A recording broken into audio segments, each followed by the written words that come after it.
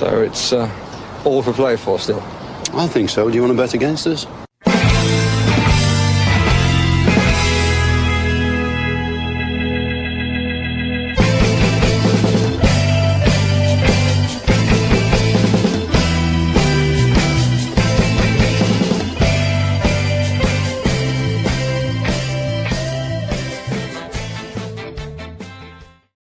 Hello, Aston Villa fans, and welcome to For the Love of Paul McGrath podcast. And great to have Paddy back again after Aston Villa's brilliant comeback win, double comeback win against West Ham at the weekend. Paddy, how are you doing? How could I not be well after what's gone on in the last few weeks? It's mind-blowing. And as my old man always said, isn't it a sign of a great team that doesn't play well and wins? So we've had a few questionable halves of football where we've been second best, and yet we've managed to come back and win the game on a number of occasions. So yeah, I'm absolutely buzzing after the weekend, and almost a little bit apprehensive about next weekend because I'm heading over to watch the bloody game. Yeah. So I get to see us win 10 in a row or the end of it. And who's to say? It could be either. It really could. But let's just enjoy it for what it is at the moment. When are you flying over? Saturday? Friday night. Friday night. Oh, so you get a good run at the weekend. But yeah, but Paddy, I suppose one of the big things, like that's what I call this podcast, are Villa the good guys? Because one of the things that kind of went through my mind was, we're fighting it out at the top of the league. Will we be there at the end of the year? I don't care. But this question kind of crossed my mind. At what stage are Villa there already? Maybe they are. At what stage do you become hated because you're always up around the top of the league? You know, Villa are coming up on 4 years now of being top 7, top 6 team in a row, 4 years in a row, provided we stay there this year.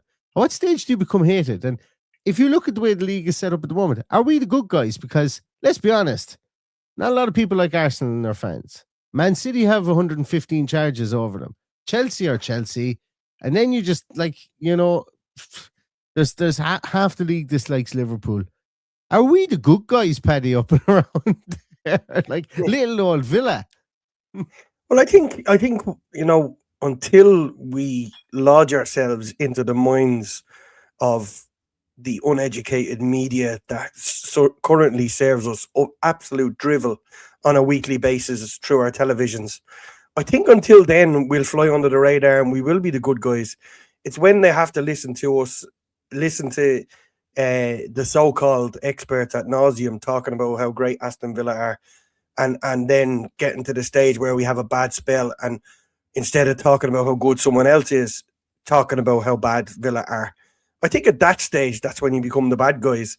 But I think apart from anyone within a 12-mile radius, how far away is Wolves? Can't remember. 12-mile radius of Villa Park, let's say, thereabouts. I think other than that, I think people will be happy to see us up there. Even weird fan bases like Newcastle, who we've had our Barneys with in the past, are just strange club. They're more than happy to see us up there fighting with the greedy six. Arsenal, on the other hand, is probably the outlier from outside that 12 miles that absolutely despise us. And they despise us because over the last few years, Unai Emery has come back and bit them on the arse.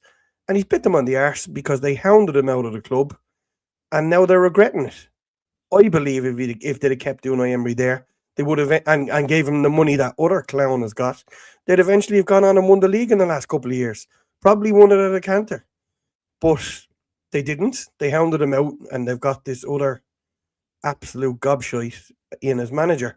Whereas I think anybody other than Arsenal or our local rivals think Unai Emery is absolutely amazing because he doesn't piss anyone off. He doesn't say the wrong thing. If anything, his interviews are repeated on a weekly basis, unless something happens.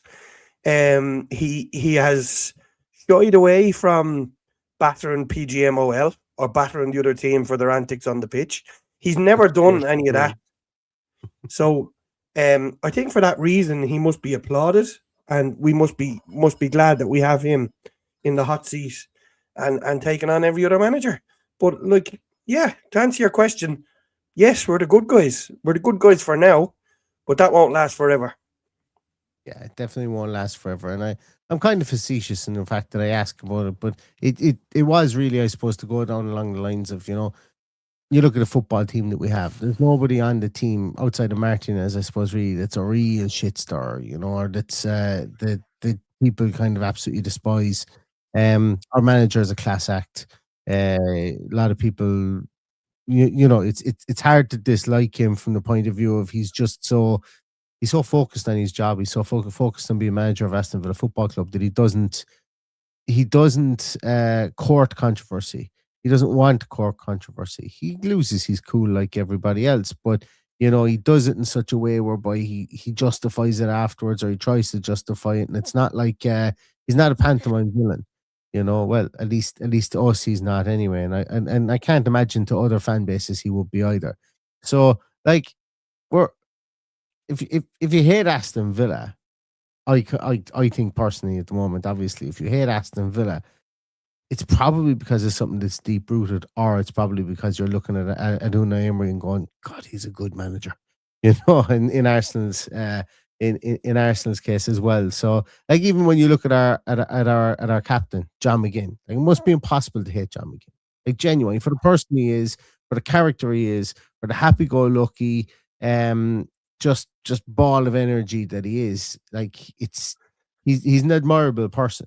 He really is, and he's a different type of captain. Like you go down through and you talk about, like, I did a thing last night. Actually, I think it might be out today. I'm not 100% sure, but I did a thing last night with Every Week We Follow podcast, and we did there was a debate section in it, and it was to debate that John McGinn was the best captain the Villa have had in the Premier League era, I think it was.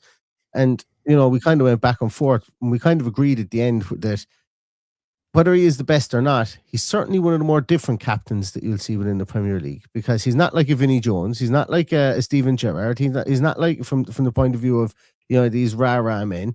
He's just a guy who goes, right, let's get this done. Who needs to? I'm going to run the fastest. I'm going to run the furthest. I'm going to get a goal against PSG. I'm just going to do it. I'm going to lead by doing. And in the meantime, I'm just going to be a sound bloke at the other side of it too. And he's abnormal from that point of view. So it must be difficult to hate him too, and by dint of that, a microcosm of our team. Yeah, and I think what you said about Emi Martinez is probably correct, unless you're actually playing against him. If you're not playing against him, you probably enjoy his antics if it doesn't directly affect your position within whatever competition they're in, because I doubt there is anybody that wanted him to lose that World Cup final. And wanted the French, unless you were French. There's been loads of occasions like that. That the feedback that us as a fan base got after that Lille semi-final, where he got 2 yellow cards in the game and still wasn't sent off. Only he could come up in one of those situations where it was a rule that we didn't even know, just because it was Emi Martinez. We wouldn't have known it. But you're right about John McGinn for sure. It's very hard not to like him. I've stood for a few seconds in his company, and you just get this amazing energy off the man. It's a pleasure to have him as a captain of our team. And is he the best captain we ever had? Obviously not. There's a captain there that lifted a European Cup. There's captains that won numerous trophies. That is the only thing missing, I believe, from what will put him down as one of the greatest ever. And he could get to that stage by the time he finishes. But I think if he lifts a trophy before he finishes with Aston Villa, he goes down as, pound for pound, the best value for money player we ever bought, and one of the best captains we ever got. Because the money we spent, thank God, my club in Scotland are penny pinching, because they would have taken him for another £500,000 at the time. So I'm glad Villa have had this amazing 6 years with him there, because he put a smile on my face since he arrived. and everything he does, everything he says, it's hard not to smile and look at him and wish him all the best. All you want from him is just to succeed. Like the night Scotland qualified for the World Cup, all I could think about was him. But just so happy for him. Absolutely so happy for him. And he's the kind of guy that, we should cherish for whatever amount of time we have left, because he's obviously not getting any younger. And there will come a time where someone else will have to step in and be captain. We've seen him being used sparingly in the last few weeks, like the whole season, I should say, because the season's nearly halfway through now. And you've seen him going off on 60 minutes, 70 minutes and refreshing things. Does Unai think he's now out of gas, or is he using him sparingly because of the amount of matches we have coming up? I don't know. But for me, he's been the most pleasurable man to watch as captain of my team.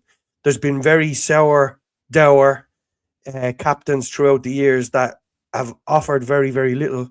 But I just wish for him and for all of us, just one tin pot lifted over his head. I think it would be absolutely magic.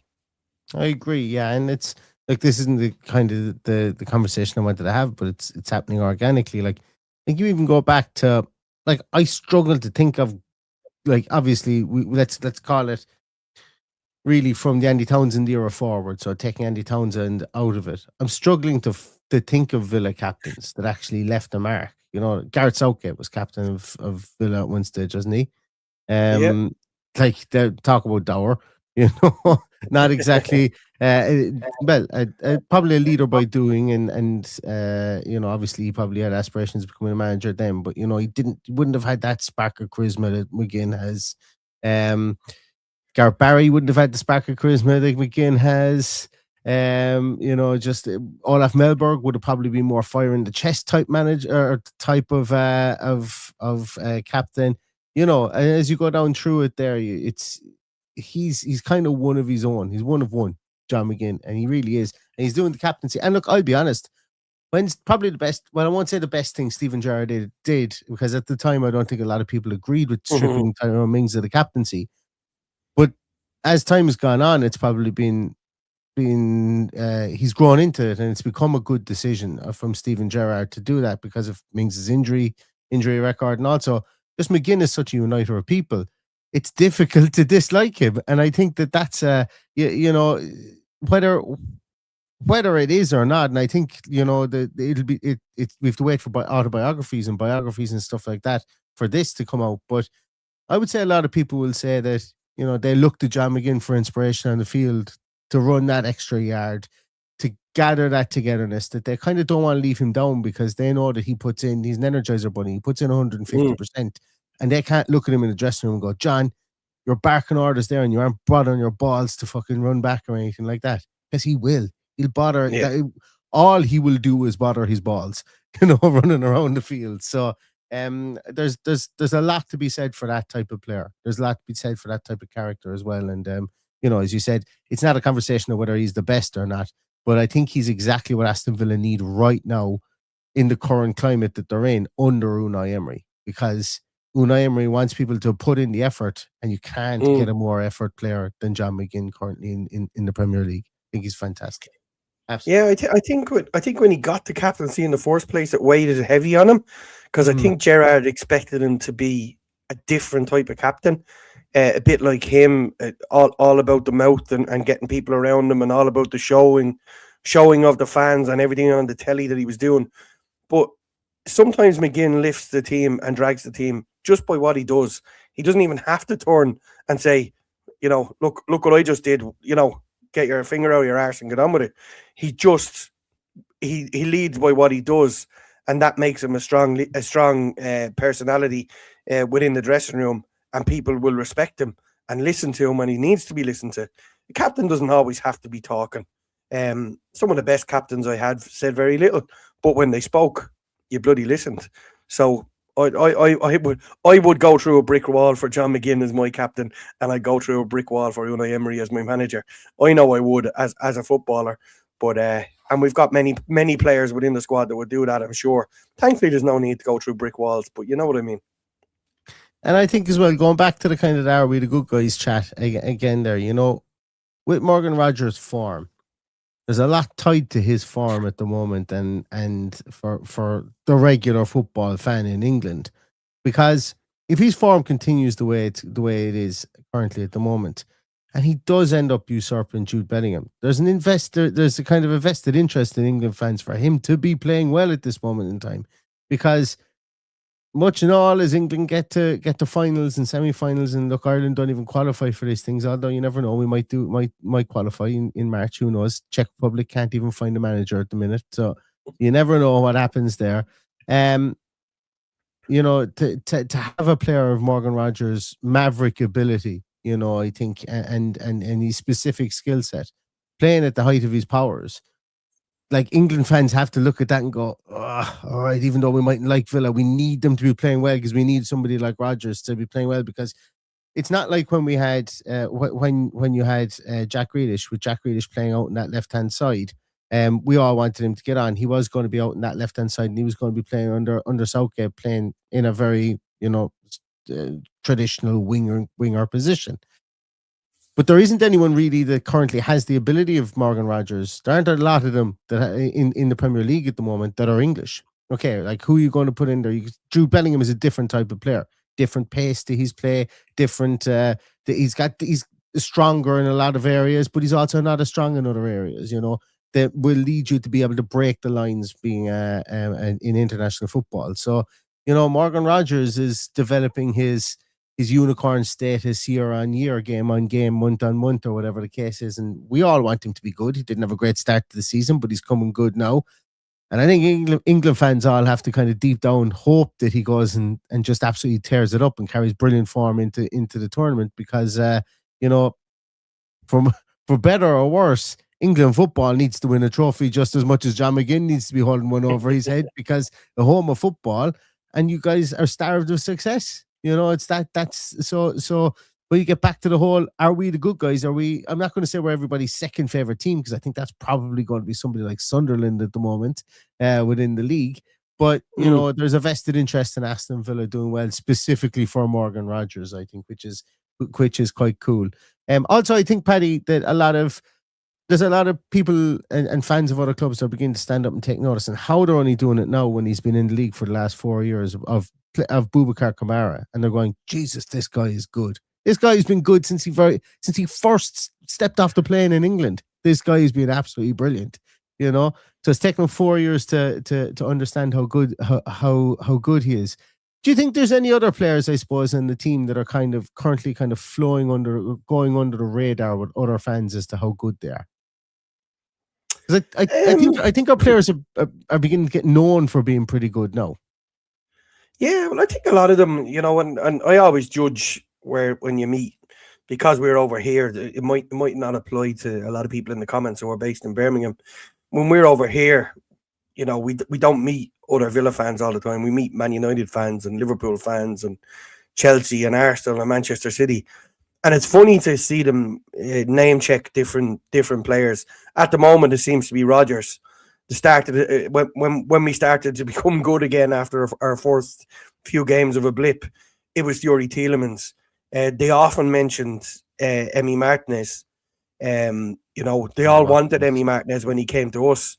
You know, so they do get name checked. Ollie Watkins, for his performances over the last few years, has been name checked, and now you're getting, what's wrong with Ollie Watkins? You know, he's gone off the boil, blah blah blah. So look, there's loads of heroes within that team. Even in the last couple of weeks, people talking about Maatsen. Just he wasn't getting a look in. Now he's in there and he's absolutely flying. And there's any amount of them, but Morgan Rogers, at the moment, you have to say, is on the periphery of something huge. I do believe he'll go to the World Cup as a starter. I think the manager is going to have a huge problem deciding who starts where in that team, because if he continues in the vein of form he is, and don't get me wrong, back in September, I was doubting on whether I was wondering if we had a problem. Now I know we didn't have a problem. It was just a blip. It was just problems. Something wasn't clicking right behind the scenes. Now it is. Now he's flying. Now the shackles are off. He's trying stuff he never tried playing for Villa, rolling the ball off his studs and just doing obscene stuff in possession of the ball.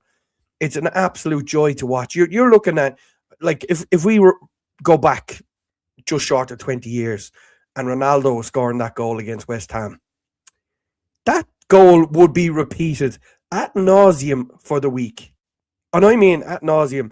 If you were watching Sky Sports News, they would not go through an hour without showing that goal. And that's the way it should be. And that's maybe the way it will be if we push ourselves into that Champions League on a year-on-year basis and stick the fingers up to the rest of the greedy six. Or if the vote comes up again for the Super League and all of a sudden we're in the question and all the media become afraid of us because they know they're going to lose subscriptions because the others are dropping out of it. So he should be applauded for what he did at the weekend, because it was an absolutely sublime goal. Unbelievable finish. What a hit. What an absolute rocket. And it didn't get, somebody will do something not as good and probably get goal of the month because it's a popularity contest. We saw it last month. Unai Emery goes out and wins every bloody game in November and doesn't win manager of the month. Like, that's a huge 2 fingers to our club. To give it to fucking Enzo Maresca, who fell off the boil. Like, what the hell is going on with these people? I just can't put myself inside their brain and fathom what's going on. And it will bite them in the arse because the whole thing has become unwatchable. So they actually don't know it yet, but they need someone like Aston Villa coming in here and refreshing this league. And that's what we're doing. We're refreshing it for the neutral, because other than that, football is very hard to watch. If you don't see somebody rising like a phoenix from the flames, as I've heard someone talking about it this week, if you don't see somebody doing that as a neutral, it's very hard to watch. So if you're a Coventry City fan or I don't know, I'm trying to go further away from Birmingham, a Hull City fan, is the Premier League an attractive viewing option? Yeah. Yeah, it's not an attractive option to watch. It's Leeds just... fans. Who? Leeds fans just regularly, like I watch a bit of Leeds content and they say, we got promoted, but then they're kind of like, but we're back up in that league again, the league that's no fun.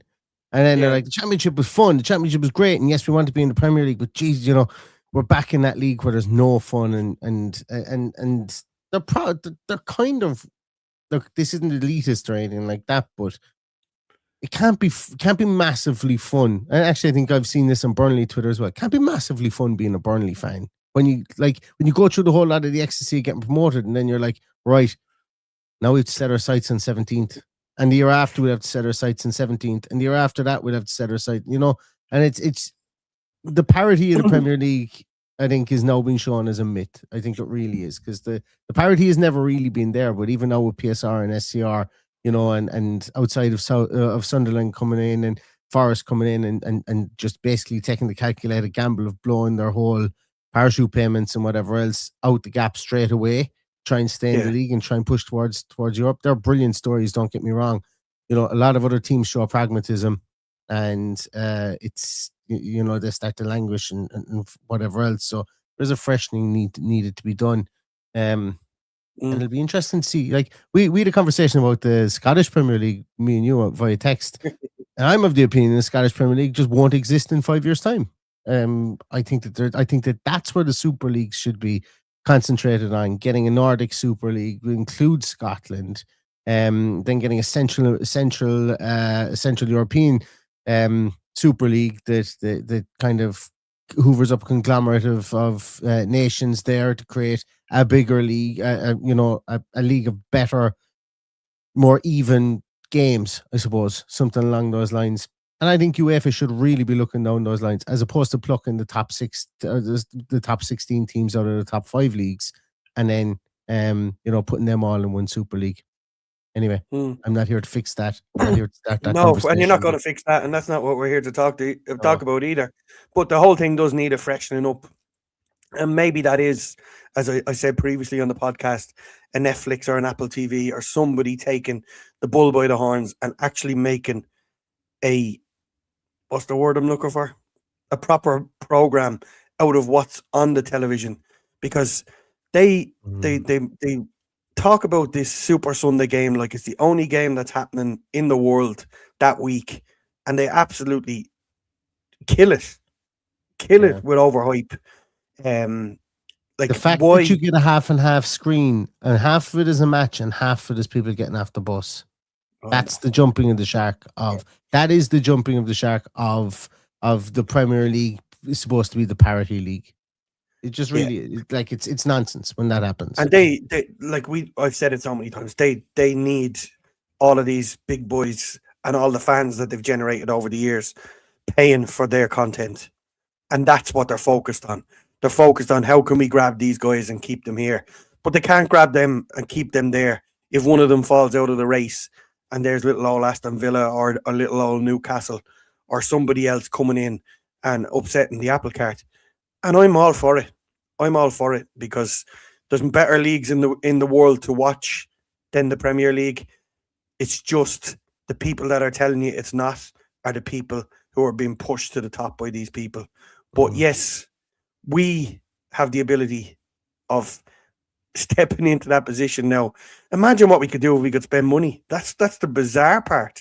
When you look about what these guys have done, like there's no way Manchester City are where they are under the current rules that are there. There's nowhere Chelsea as they are. Arsenal, maybe a little bit different. They didn't spend as much as those guys. But that's two out of the big six or the greedy six that were, bought their way to where they are. And, it was unsustainable. But there was no parity given or no chance for any of us to play catch up because they're happy to have us sitting out watching those greedy six up the top because that's what they need. Mm-hmm. Yeah, and I think that's another reason that it, like, again, if we get Europe 4 years in a row, there would be no other team outside of the traditional six, let's call them, or the mid to recent traditional six, I suppose we would call them, that would have gotten 4 years in a row in Europe. And it would be a case whereby Man United would have been in and out in Europe during that period of time. Spurs, obviously in the Champions League and stuff like that, but Spurs' league position doesn't look like it's going to improve anytime soon. Finished 17th last year, wherever they finished. That's not to say that we can't be doing this in 3 months' time and going, yep, we were wrong on that one. Look where Villa are. They've lost 7 in a row. And that could very easily happen too. But it's the league, the good guy thing about for Aston Villa. I think we can play into it. I think we can play up to it as a thing. And also, just another thing that's completely off topic is if Aston Villa were to get Champions League this year, with the financial constraints they're under, it will be one of the greatest achievements. One of the greatest achievements. It would far and away outweigh and out trump the first time we got in Champions League. Far and away from me. I believe so. It wouldn't even be a question. Wouldn't even be a question. Yeah, no, he's done an absolutely amazing job to have us in this position. Imagine where we'd be if we didn't have that bad start. And look, we may be talking about that at the end of the year, but I think regardless, we should talk about where we are now and how far we've come since that period. That we're sitting with a little bit of a buffer that, barring, well, it could happen that we'd be outside the top 5 by New Year's Day. Hopefully that won't be the case.